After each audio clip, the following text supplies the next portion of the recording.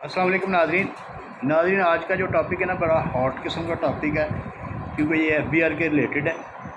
और बहुत ज़्यादा लोग 1 जुलाई से चूँकि रिटर्नों का सीज़न शुरू हो गया है, टैक्स पीरियड जो है ना वो आगे फाइनेंशियल ईयर 30 जून को ख़त्म हो जाता है और नेक्स्ट ईयर जो है ना फाइनेंशियल ईयर वो 1 जुलाई से 30 जून तक जो है ना वो चलना शुरू हो गया।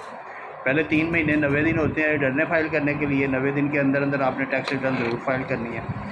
इस दफ़ा सिस्टम जो है ना, पिछले दफ़ा पहले क्या होता था कि आप 30 दिन में फ़ाइल नहीं करते थे, 90 दिन में फ़ाइल नहीं करते थे, तो आपको जो है ना वो कुछ चंद दिन की एक्सटेंशन मिल जाती थी।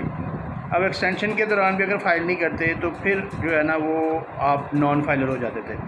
नॉन फाइलर होने के बाद जब आप नए सिरे से उसकी फ़ाइलिंग करते थे तो आपको 1000 रुपया फ़ाइन पड़ता था, सरचार्ज पड़ता था और आप एक्टिव टैक्स पेयर लिस्ट में आ जाते थे। पहले ये मार्च में जाके होती थी, फिर पिछले साल इन्होंने शुरू किया कि उसी वक्त जो है ना वो टैक्स पेयर लिस्ट में नाम आ जाएगा। और अभी जो पिछले साल था ना वो लेट फाइलर की कैटेगरी एक बना दी गई कि जो फौरी तौर पे फाइलर होते हैं वो लेट फाइलर हो जाएंगे, तो जो उसके बाद होंगे तो वो रेगुलर फाइलर होंगे। अब इस दफ़ा एक इन्होंने नया शोशा छोड़ा है FBR में कि 25,000 रुपया सरचार्ज होगा, 50,000 रुपया अलहदा होगा, 1 लाख रुपया अलहदा होगा। अब हुआ क्या है हुआ ये है कि जो लेट फाइलर है ना, लेट फाइलर की कैटेगरी ख़त्म कर दी गई है।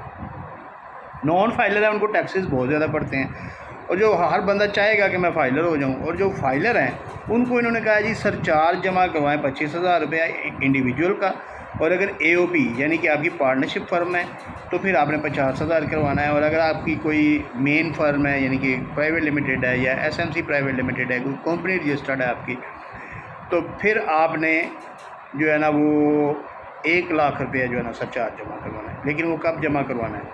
देखिए 1 जुलाई से 30 सितंबर तक नॉर्मल पीरियड है रिटर्न फाइल करने का। अगर आप 2026 की रिटर्न फाइल करते हैं और साथ में सरचार्ज आपको करवाने की कोई ज़रूरत नहीं है, अब 24 आवर्स में या 48 आवर्स में आप फाइलर एक्टिव हो जाएंगे जिस वक्त आप रिटर्न जमा करवाएंगे।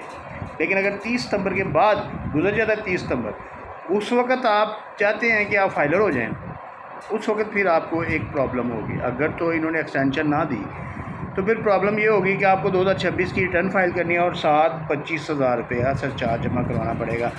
लेकिन उसमें भी एक तरीका है बचत का, एक और जो है ना वो बीच में एक सब सेक्शन डाला गया है कि अगर आप वहाँ पे कोई अंडरटेकिंग दें कि आप 6 महीने के अंदर अंदर कोई प्रॉपर्टी परचेज़ नहीं करेंगे या प्रॉपर्टी बेचेंगे नहीं, प्रॉपर्टी की ट्रांजैक्शन नहीं करेंगे, इमूवेबल प्रॉपर्टी की, ज़मीन की प्रॉपर्टी की ट्रांजैक्शन नहीं करेंगे, तो फिर आपको 25,000 रुपये बच जाएगा।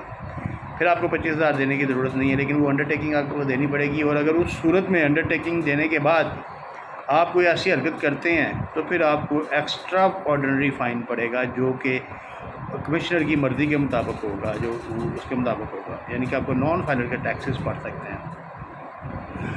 तो ये जो 25,000 का जो शोशा छोड़ा हुआ है ना उन्होंने, जो इन्होंने डराया हुआ है पब्लिक को, ये वो उसके लिए मैं आपको गुजारिश कर रहा हूँ कि आपको डरने की कोई ज़रूरत नहीं है।